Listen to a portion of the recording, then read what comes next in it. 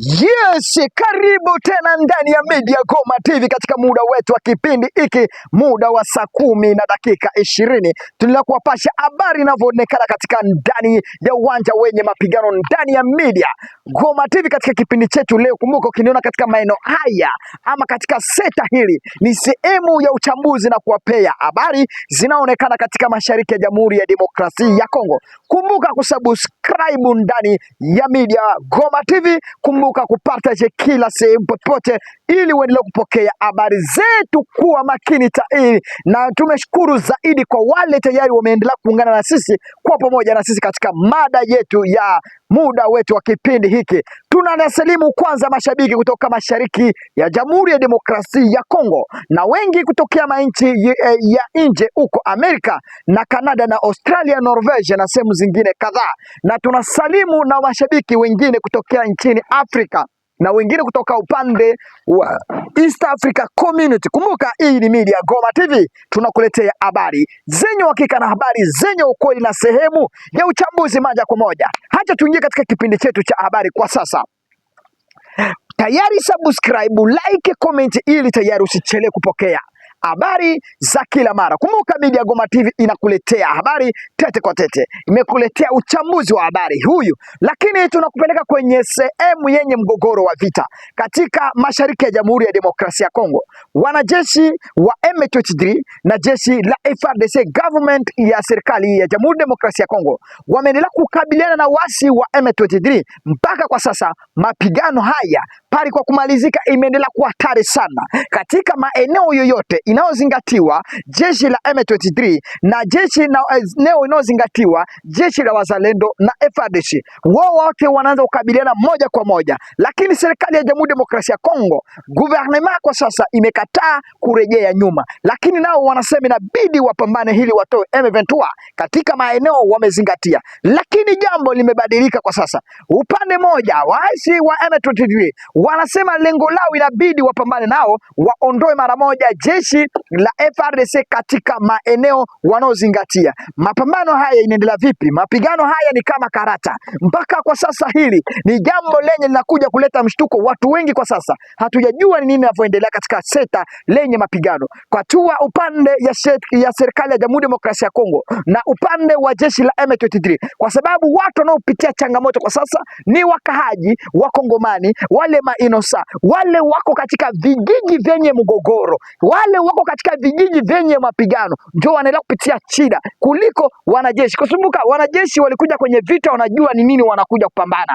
lakini raia population wenyewe wamejipata katika mazingira haya yenye mgogoro wa vita. Hao wanakufia nini? Na population hawa wengi wamekosa sehemu, watoto wengi wamebaki mayatima, watoto wengi wamekuwa mayatima, wamama wamekuwa wajane, wababa wamekuwa tayari hawana wabibi, kwa sababu kumbuka hili katika kwenye mapambano vita imepeleka kila umoja. Vita inabeba mama na watoto wake na baba yake, yani familia inaisha yote. Hii vita inabeba baba inaacha mama, vita inabeba mama inabeba baba inaacha mtoto bila mzazi. Kwa sasa ukiangalia wayatima wanalia sana katika maeneo yote inayozingatiwa, ama maeneo yote imeendelea kuwa na jeshi ama katika mapambano haya. Na katika muda huyu ndio hatua serikali la Kongo, hata kama inaweza kufanya miradi yoyote, ijikaze kwa kumaliza hili mapigano, kwa sababu waraia population wengi, hata kama maongezi hii imeendelea kufanyika kama gisi Rais Felix Seketi alikuwa huko Gabo, hatua amezungumza kusema alikuwa na madiaspora, anazungumza kusema anarejea kuzungumza maneno lenye kufanya nini, kuonesha na vipi amani itarejea katika ndani ya Jamhuri ya Demokrasia ya Kongo.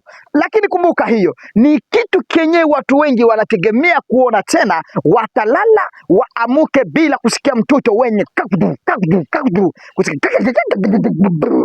Watu watalala usingizi waone hakuna vita yenye ziko katika maeneo yoyote. Marebere sasa wamekuwa wengi zaidi. Marebere wamepata profi ya kuingia kwenye uwanja. Marebere wamepata njia ya kupenya kwa sababu walipata mwae ya finansema kupata silaha kwa haraka. Tangu serikali ya Jamhuri ya Demokrasia ya Kongo ilianza kupea wanajeshi wa kizalendo silaha, wengi walinunulia wazalendo masiraha. Acha tuambie ukweli, wengi walinunulia wazalendo masiraha. Wahasi wengi wako porini, masiraha za mingi ziko na watu katika porini. Hata serikali kwa sasa ianze kufanya msako irudishe hizo silaha zote ilipeana, hawatazipata kwa sababu itakuwa ni kibarua kubwa zaidi katika muda huyo. Tuingie kwenye kipindi chetu cha habari na kupeleka kwenye mapigano. Imemaliza siku 3, vita imemaliza siku 3 kwa muda huu tunaozungumza, mashabiki zangu. Vita hii imemaliza siku 3 kama hii tunaozungumza. Mapambano imeendelea kuwa hatari sana,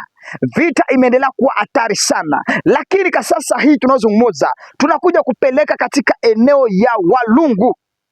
Hii ni taarifa, kabla niwazungumze niwapeleke katika eneo ya Walungu. Tunakuja kuleta hili tujue kwa sasa haya mapigano, hii vita yenye iko, hatujajua Kongo imekosea nini, kwa sababu watu wengi, kumbuka nikiwa katika eneo haya ni sehemu ya uchaguzi. Hapa siko kwa studio, hapa niko hinje. Kwa kilugha ya Kibombo wanasema c'est la route là, je suis intérieur, je me pas dans une studio, je suis arrière. Au moment là aujourd'hui le 17, leo tarehe 17 mwezi wa 8 mwaka wa 2026, mapambano parimalizike, vita imeendelea kusonga Rubaya.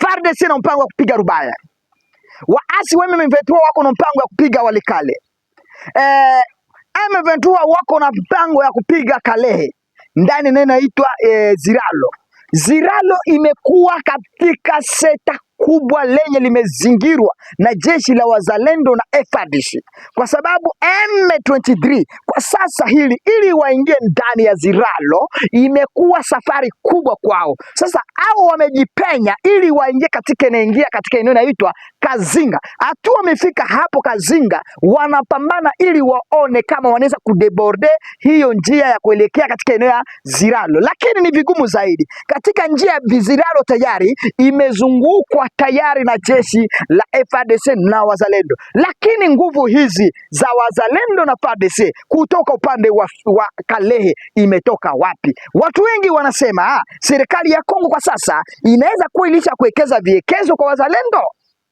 ama walisha kuwekeza fedha kwa raia.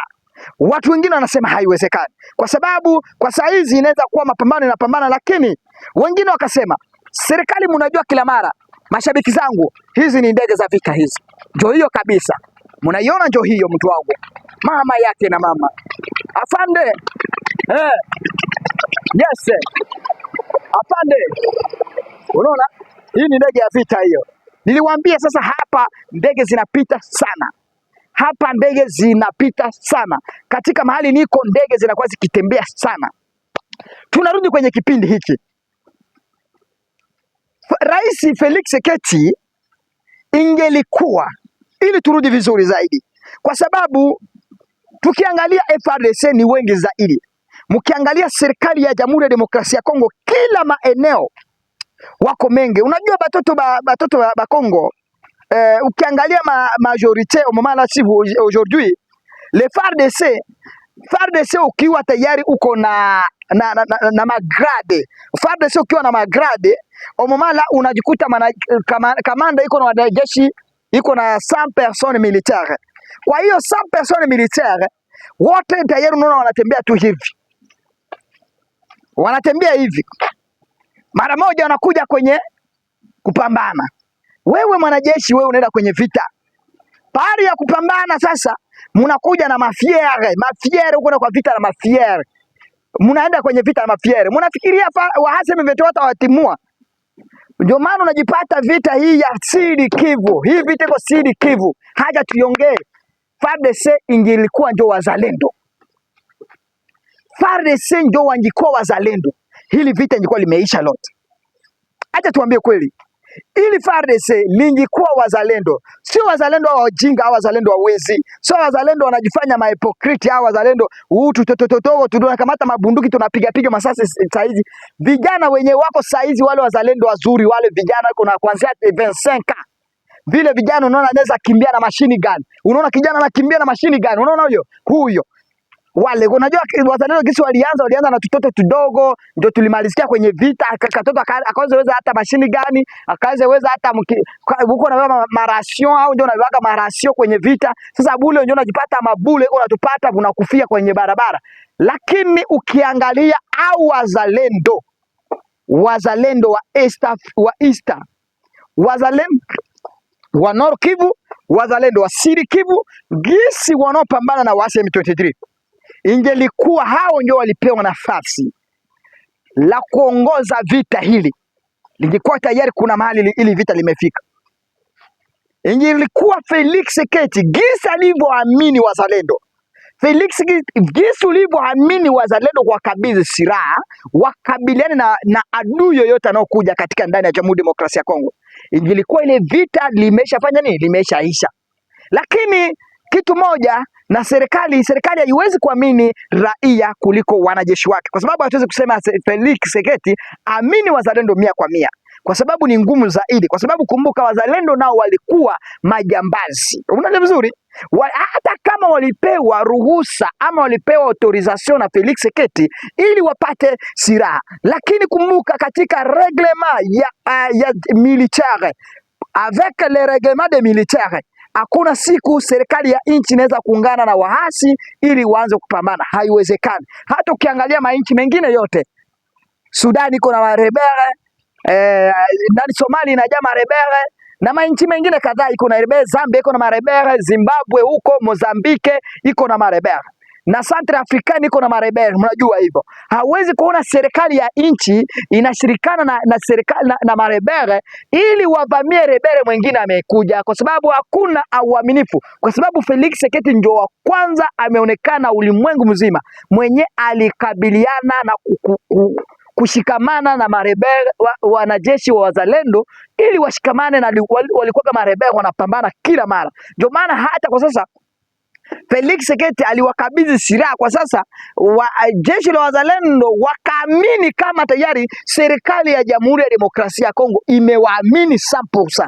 Haiwezekane. Ndio maana sasa kwenye mapambano unaona kuna vitu vyenyewe vinaendelea kila mara, jeshi la wazalendo wanaendelea kuwarudisha nyuma kwa sababu wasijue siri inavyoendelea katika serikali. Sijui kama unanielewa vizuri, wasijui siri kwa sababu ya kwanza wazalendo hawajaingia katika centre de formation, ya pili hawana discipline de militaire, ya tatu hawana matricule, ya ine kumbuka avec wanakamata vijana ni wadogo wanaingia kwenye kijeshi. Kumbuka militaire iko na reglement na iko na angalia miaka na watu wamesoma. Ukiangalia kwa wazalendo watu hawajasoma jo wengi, ndio maana unajipata kwa sasa wazalendo imekuwa barua sana ili serikali waamini 100%.